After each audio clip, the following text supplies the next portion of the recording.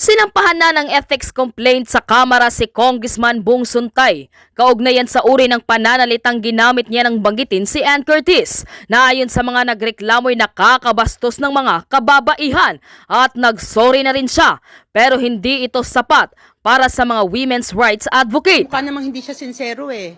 Kasi hindi niya ibinawi yung sinasabi niya na ano daw, dapat na i-treat ni Miss Curtis na compliment yung kanyang sinabi. Wala siyang binawi sa sinabi niya. So pagpapakita lang ito ng kanyang attitude, yung pagtingin niya talaga sa kababaihan. Naghain sila ng reklamo laban kay Suntay sa House Committee on Ethics para sa paglabag umano sa Magna Carta for Women, Safe Spaces Act at Code of Conduct para sa mga nasa gobyerno. Kasama nila si Gabriela Parteles Representative Sara Ilago. Dahil mambabatas ka, dapat mas mabigat ang kaparusahan na dapat igawad ng Kongreso sa kanya. Pwede siyang suspendihin ng ilang linggo. Pwede rin na magmulta siya, pwede siyang mag-community service. Sa isang privilege speech, binatikos ni House Committee on Women and Gender Equality Chair Ann Matibag ang pahayag ni Suntay. Ito ba ang uri ng diskurso na nais nating marinig sa loob ng Kongreso? Ito ang tungkol sa kultura ng respeto na nais nating itaguyod sa ating lipunan. At kung nais nating baguhin ang kulturang ito, dapat magsimula ang halimbawa sa loob mismo ng Kongreso. Isinulong din ni Matibag na maisama sa priority bills ng LIDAC o Legislative Executive Development Advisory Council ang amendment sa Safe Spaces Act. Hayaan po nating maging malinaw. Ang babae ay hindi biro, hindi rin siya pantasya, at ang dignidad ng kababaihan ay hindi kailanman dapat maging katatawanan sa loob ng Kongreso. Ang talumpate ay nirefer ng plenaryo sa House Committee on Ethics na bastos na nga. Binatikos pa ni Suntay at ng mga DDS supporters ang aktres na si Ann Curtis. Kaya binalikan tuloy ng mga netizens ang dating issue noon ni Suntay na nauugnay ang kanyang pangalan sa hiwalayan noon ni Bea Alonzo at Dominic Roque dahil ito umano ang di umani controversial na sugar daddy ng aktor na isang kilalang politiko. Narito ang buong detalye. Panuurin, pakinggang mabuti at kayo na ang bahalang humusga. Ngunit bago tayo magpatuloy, huwag kalimutang i-like, share, subscribe, and click the notification bell for more updates and for more upcoming videos. Maraming salamat! Ito na tayo sa politiko. Sinabi ko nga po kanina na dalawang senador po ang tumawag sa akin, si Senator Rapi Tulfo at si Senator Jinggoy Estrada. Natural lamang po na reaksyon niya ng mga politiko ngayon. Kasi hindi lang po showbiz ang binubulabog ngayon ng hiwalayang Dominic at Bea dahil meron ngang nadamay na politiko. Di ba? Di ba, Romel? Ano ba ang tanong mo dyan? Nako, eto na nga, maghihingi muna ako ng sorry sa aking mga kaibigan, nanay, na patuloy na nagme-mensahe na baka sabihin niyo, suplada po ako. Wala po akong masasabi sa inyo, ngingitian ko lang po kayo dahil alam niyo naman po, ito ay antayin natin ang panahon ang mag-reveal kung sino siya. Okay. Diba? Ay, yan din ang nanay. sinagot ko rin kanina kaya Kuya Rafi at saka kay Senador Jinggoy, halakhak, puro halakhak. Nanay, sabihin mo na, sabi ni Kuya Rafi, yung mga kasama kong politiko, binubuliglig ako, tinatanong ako, tanongin mo naman sa nanay mo kung sino yun para malaman natin. Si Senador Jinggoy naman, nanay, nasa Senado ba yan politiko? Nasa mababang kapulungan? Ano ba? Anong posisyon niya? Wala akong sasabihin. Sabi ko, eto po ang taya ko sa issue na ito. Kami po ang naglantad nito. Alam ni Dominic Roque na hindi imbento ang kwentong ito. Alam ni Dominic Roque na totoong may pangalan ng politiko na dapat sambitin sa isyong ito. Alam ni Dominic Roque kung sino ang may-ari at kanino nakapangalan ang condo unit na mamahalin na tinitirhan niya. Alam ni Dominic Roque na siya ang dapat magpaliwanag at magbukas ng issue at hindi kami. Yun ang aking taya dito. Kailangan siya ang magpaliwanag kung bakit lumulutang ang kwentong ito. Hindi pwedeng kami. Dahil hindi naman kami involved hindi naman kami sangkot. Di ba? At saka, Ang daming sources, kalat na kalat ito. Alam mo, Dominic Roque, na meron kang kailangan sabihin. Alam mo na meron kang dapat na linawin. Hindi namin sinabing karelasyon mo yung politiko. Wala kaming sinabing kahit ano. Pero ang pagpapaliwanag para maliwanagan ang mga nag-iisip, sa iyo dapat manggaling. Hindi Yun ang sa pinaka. amin. O ang burden of, di ba naman, ang burden of proof, ika nga sa korte, ay wala sa amin. Nasa iyo yan. Yun yon. Okay. Eto. Sige, Romel. Sige. Kaya nga, antayin lang po natin. Alam mo, Nay, eto pa, pinsan ko na sa Abra. Abra to. So, sabi niya, Kas, ano to? Sino ba to? Sabi ko, Kasin, alam na this.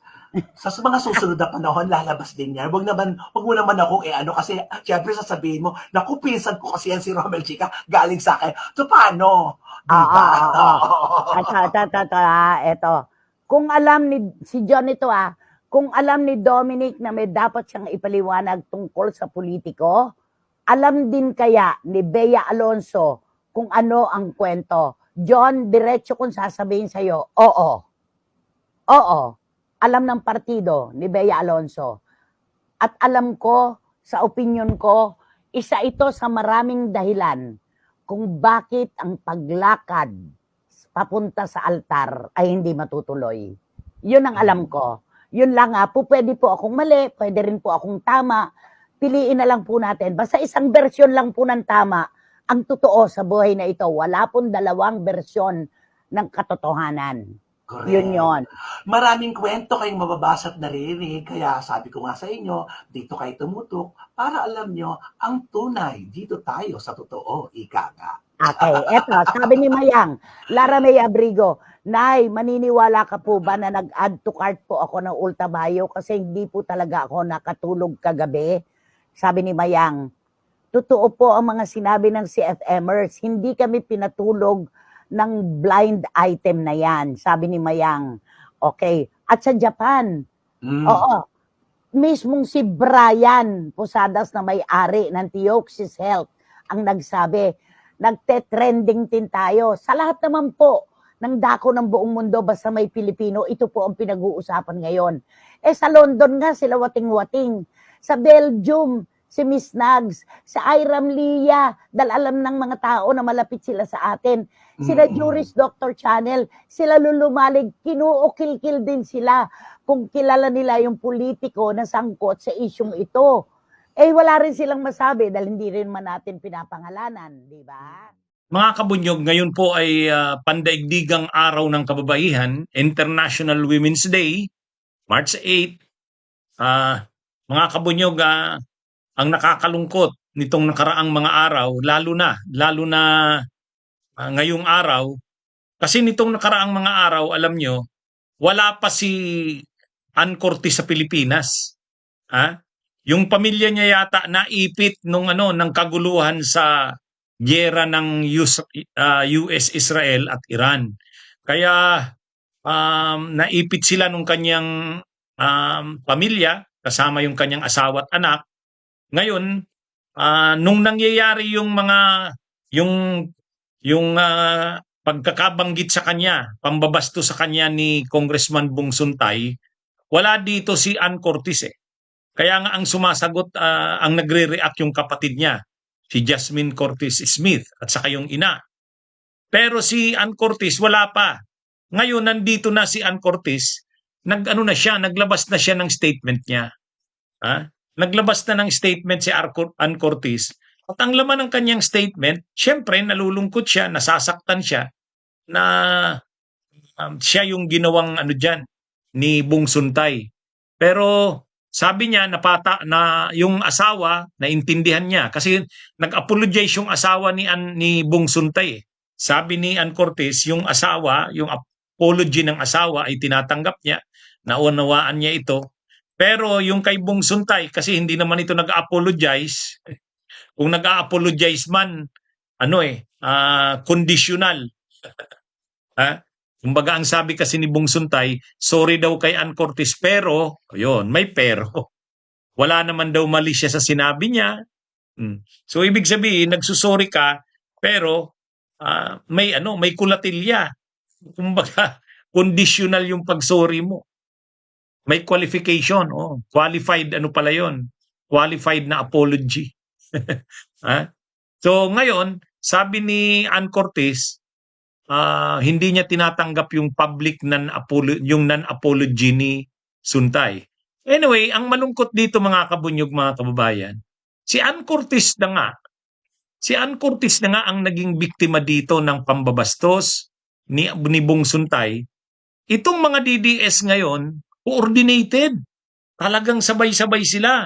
Ang narrative nila, ang mga post nila ng mga supporters ng Duterte, pinagtatanggol nila si Suntay, binibira nila si Ann Cortez. Ano na bang klase ito mga kabunyog, mga kababayan? Si Ann Cortez na nga yung biktima ng pambabastos. Si Ann Cortez pa yung binibira ng mga DDS. Sabi ng mga DDS ganito, ay bakit yung mga pictures mo, yung mga ano daw ni Ann Cortez, halimbawa ang isa dyan, yung DDS vlogger na si Sas Rogando Sasot, sabi nung Sasasot, yung mga pictures mo, yung mga malalaswa mong pictures, ano bang purpose nun? Ay di ba para pag nasaan ka? Tapos ngayon, nung nabanggit na pinagnanasaan ka, dinidesire ka, anuin mo, magagalit ka. Sa totoo lang mga kabunyog, mga kababayan, napaka ano nito, kumbaga, si Ann Cortez, ilang araw nang hindi nagsasalita kasi nga naipit pala siya doon sa kaguluhan sa Middle East kasama ng pamilya. Pero ngayon nakabalik na. O ngayon nagsalita na siya.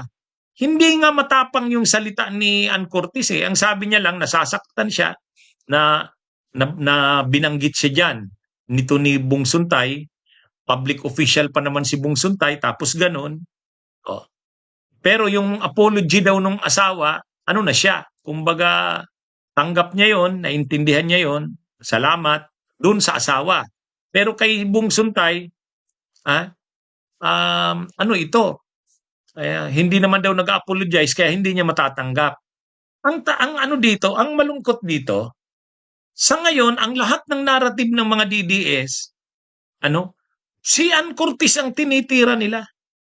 Si Ann Cortez ang nanahimik nga nung nakaraang mga araw. Hindi naman si Ann Cortez ang sumasagot. Siyempre yung kapatid niya, yung Jasmine, kasi nga nasaktan siyempre. Saka yung ina. Ngayon binibira ni Topacio.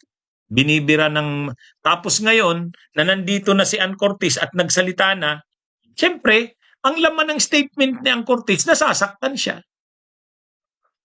At sana daw, na ito, kumbaga, maging rin ito sa natin na labanan yung pambabasto sa kababaihan. Ngayon, bigla ang tinitira na ng mga DDS si Ann Cortez na eh. Parang anong klase na ba tayo ngayon? Si Ann Cortez yung biktima, siya yung binastos, pero siya ngayon ang tinitira. At ang tira ng mga DDS sa kanya, bakit daw kasi may mga malalaswang post picture si Ann Cortez kung ayaw niya daw na nababastos siya o pinagnanasaan. Ay natural daw, sabi ng mga DDS, ay natural daw sa ganung ginagawa ni Ann Cortez, nun? Ay di siyempre, pinagnanasaan siya ng mga kalalakihan. Napaka mga kabunyog, nakakalungkot na ang nangyayari dito, ang tawag diyan, victim blaming. Victim blaming. Yung sinisisi mo, yung biktima, sila pa ngayon yung inaano mo. Kaya pala, halimbawa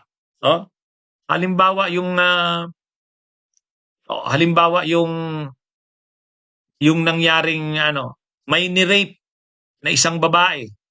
Tama ba na dahil lang yung babae na yun ay nagdadamit ng sexy? Tama ba na rapein mo yon? At sisisihin mo ay kaya ka ni-rape dahil ikaw naman kasi nagdadamit ka ng mga sexing damit? Tama ba yung ganun? Tama ba yung ganun? Parang ano na yata Anong tawag doon? Dispalinghado na ang takbo ng lipunan natin. Mga kabunyog, ano? Imaginein mo, si Ann Cortez na yung nabastos. Siya na yung biktima. Tapos siya pa ngayon yung binabas. Pinagtutulong-tulungan ng mga DDS, lahat halos ng mga DDS vloggers, mga troll.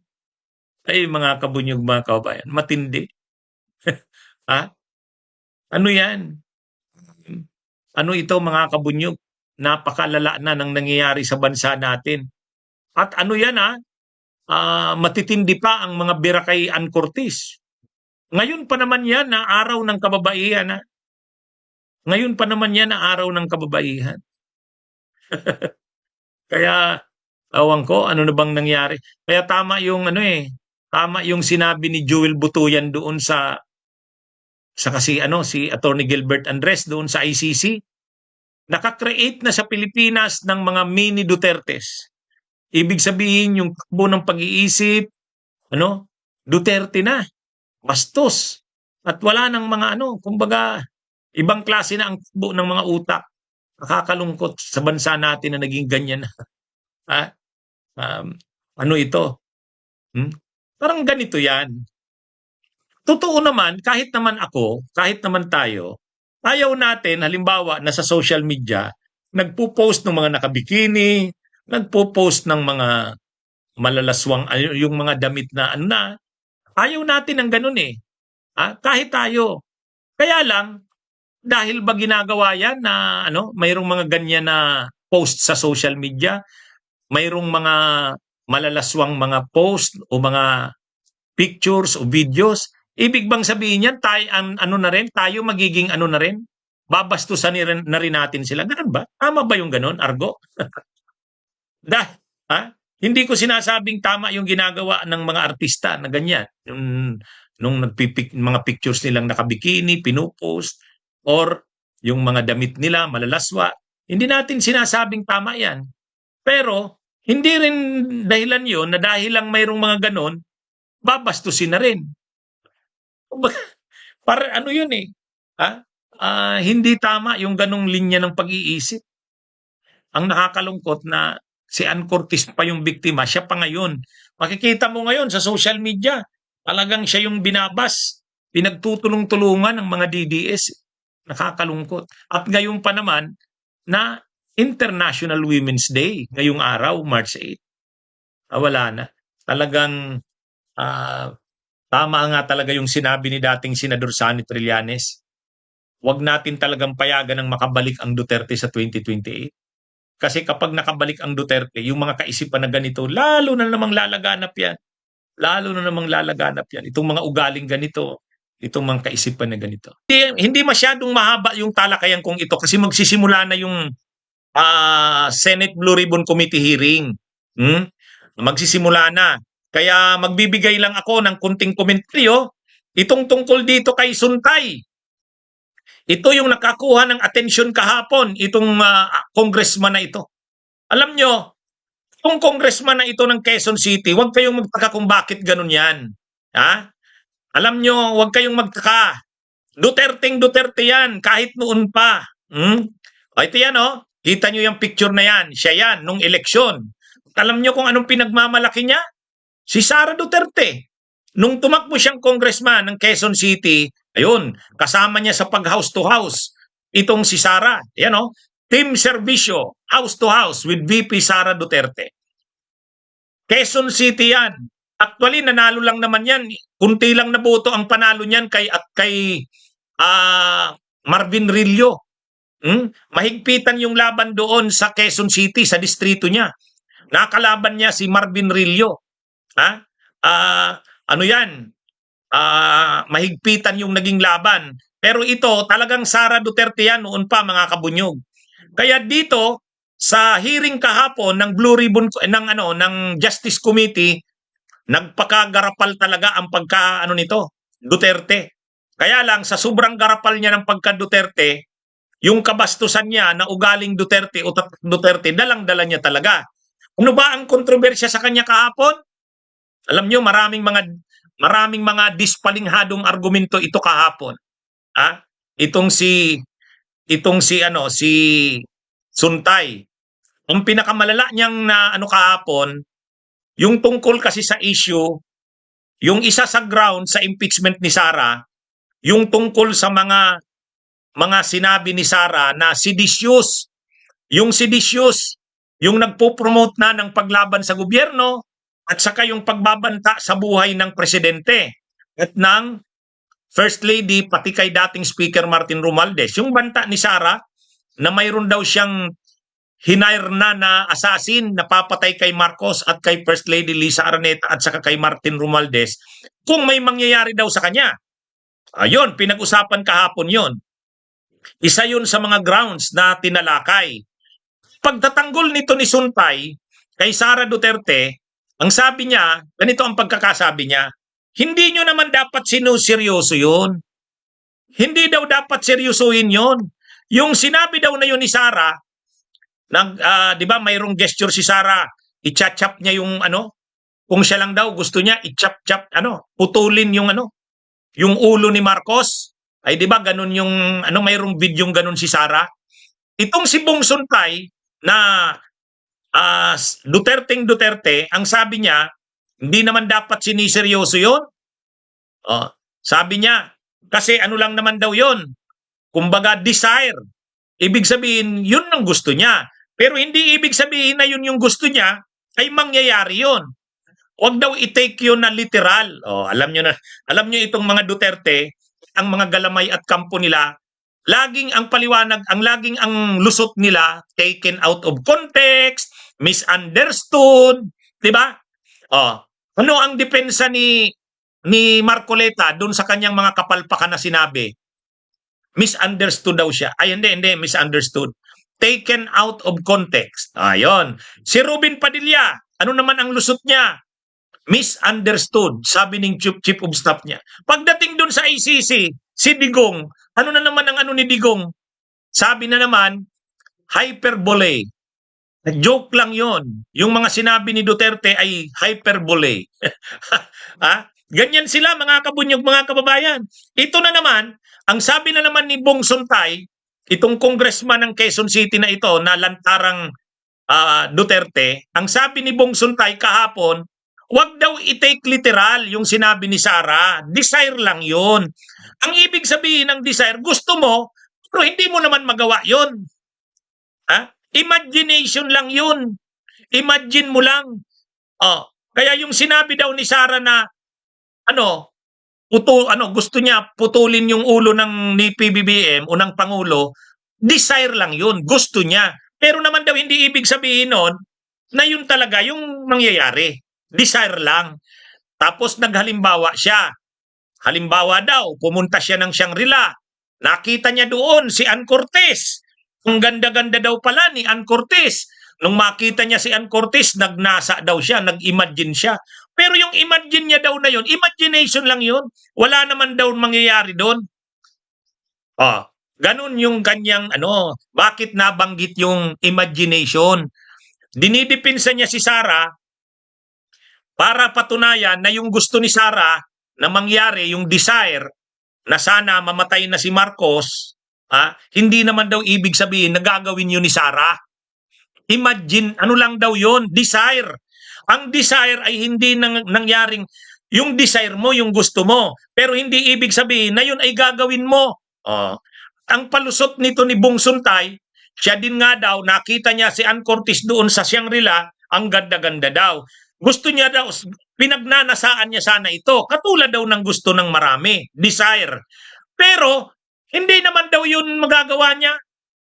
Kaya, imagination na lang yun. Desire. Kaya wag daw i-take literally o wag daw i-treat na seryoso yung sinabi ni Sara. Ganyan mga kabunyog, mga kababayan. Yan yun. Anong lumalabas dyan? Yung kabastusang tatak ng Duterte, ayan, hindi na nahiya si Suntay, ibinandila niya na kahapon. Yan ang problema sa kanila ng mga kampo ng Duterte. Galit na galit ngayon. Si Mayura Joy Belmonte ng Quezon City, sabi niya, mag-apologize ka, Congressman Bong Suntay. Dati kang councilor ng Quezon City. May mga sinulong tayong ordinansa dito. yung bawal bastos sa Quezon City. Tapos ngayon, ganyan ang ugali mo dyan sa kamera. Mag-apologize ka. Sa programa ni Karen Davila, matindi rin. Galit din si Karen Davila.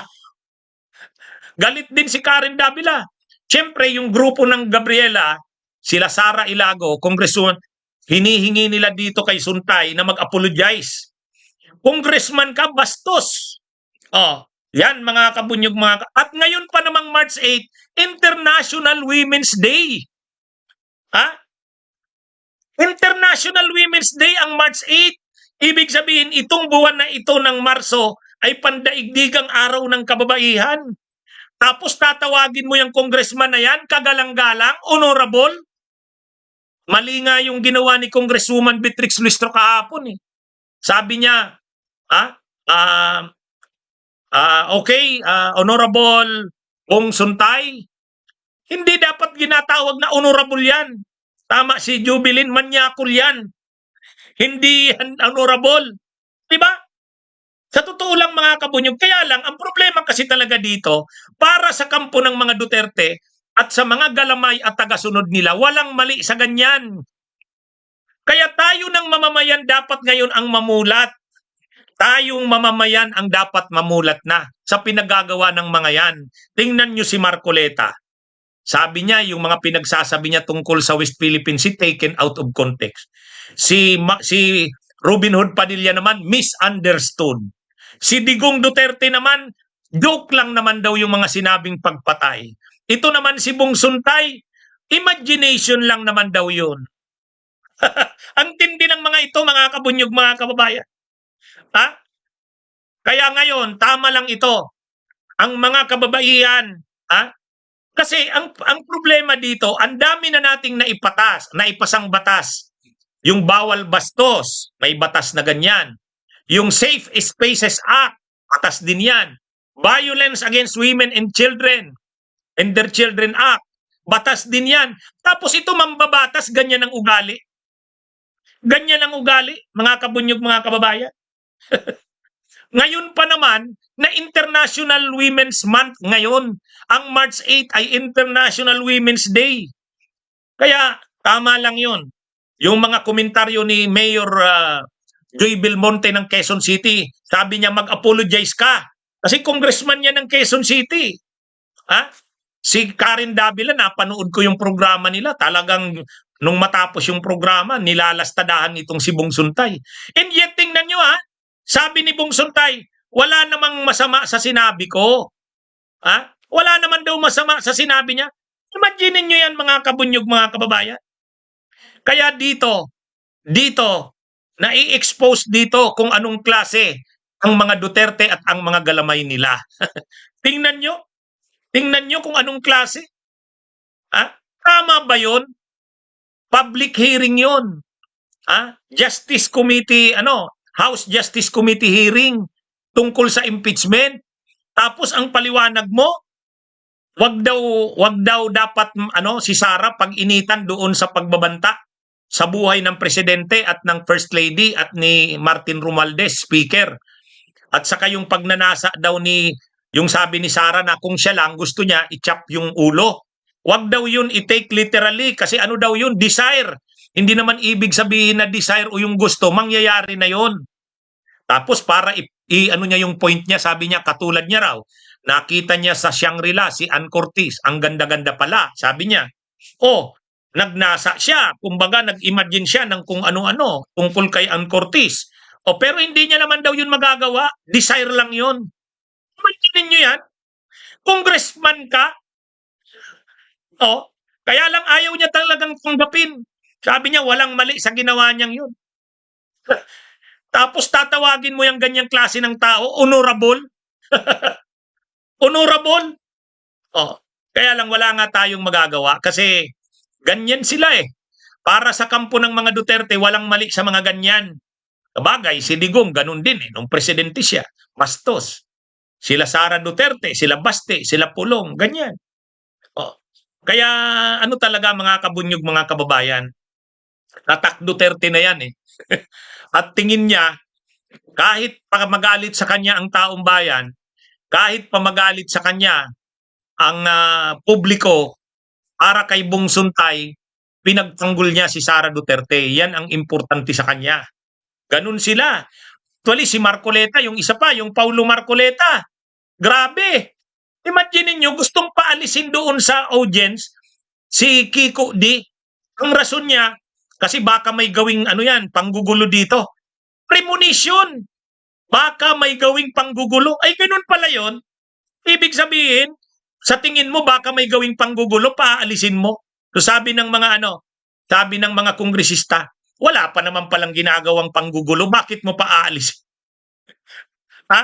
O Argo, tawagin yung honorable si Suntay. O, yan mga kabunyog, mga kababayan. Ngayon, pinapag-apologize itong si Suntay. Ayaw. Sabi niya, wala daw mali sa ginawa niya. O, yan mga kabunyog, mga kababayan. Yan ang nangyayari sa atin. Itong mga pro-Duterte na ito, tingnan nyo ang mga kaisipan nila. Si Paulo Marcoleta, itong si Bong Suntay, sabi na ito, sabi ni ito si Mr. Imagination. Si Paulo Marcoleta naman, Mr. Premonition. Yan yung klase. Kaya imagine niyo ngayon, ang klase ng Pilipinas kapag si Sara Duterte ang presidente. Ganyan din ang mga mamumuno. Alam niyo yan si Suntay, kapag nanalo si Sara, pwedeng maging speaker ng House yan. Kasi, yan, ire-reward yan ni Sara. Nung panahong ini-impeach siya, yan yung nagtanggol sa kanya.